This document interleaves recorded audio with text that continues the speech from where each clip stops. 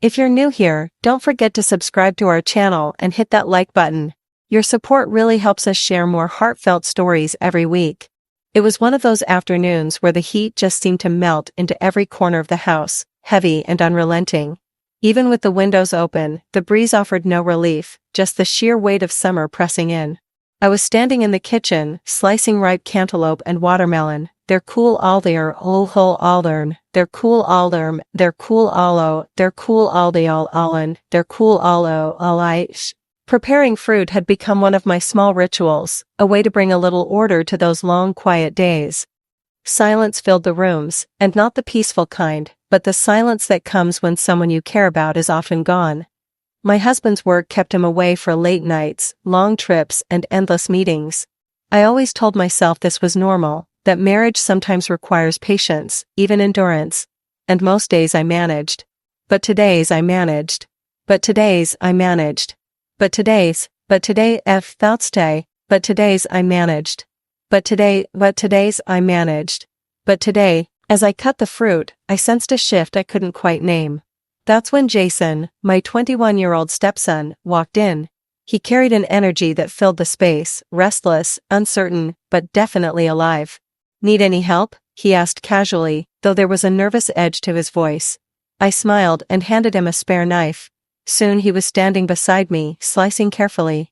Our small kitchen suddenly felt different, not because of anything suddenly felt different, not because of anything sighing felt different, not because of anything suddenly felt different, not because of anything sighing was kajakais.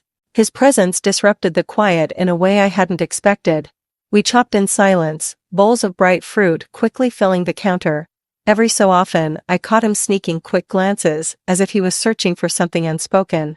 I tried to brush it off, telling myself I was imagining things. Still, the awareness lingered. That evening, after the fruit was put away and the day finally began to cool, I sat waiting for my husband to come home.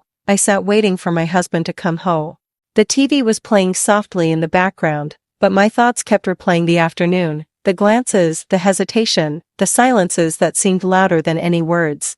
Over the next few days, that feeling only grew. Jason's presence became more frequent. He'd sit nearby while I folded laundry, drop into the living room just to watch TV, or join me by the pool for no real reason at all. His words were casual, but his eyes told a different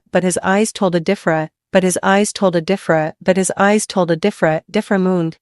One afternoon, while I was folding shirts into neat stacks, he finally broke the silence with a question that completely caught me off guard. "Do you ever feel like you don't belong? Like you're living a life that doesn't quite fit you?" The word struck deep, because I did know that feeling, the steady drag of routines, the quiet ache of loneliness, the sense that life was happening somewhere else while you were stuck standing still. That conversation stayed with me, not just because of what it meant for him, but because of what it stirred in me. His honesty reflected a truth I had buried under years of endurance. The following days blurred into routines, meals, laundry, small conversations, silence.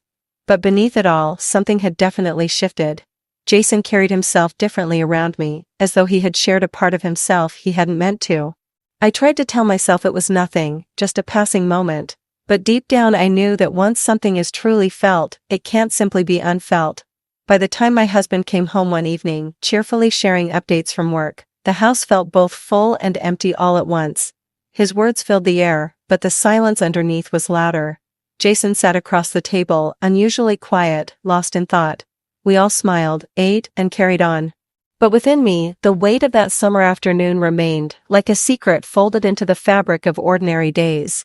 Because sometimes it isn't the storms that shake us most. It's the quiet moments, the fleeting questions, the truths we don't want to face. Thank you for staying with me until the end. If this story resonated with you, don't forget to like and subscribe for more.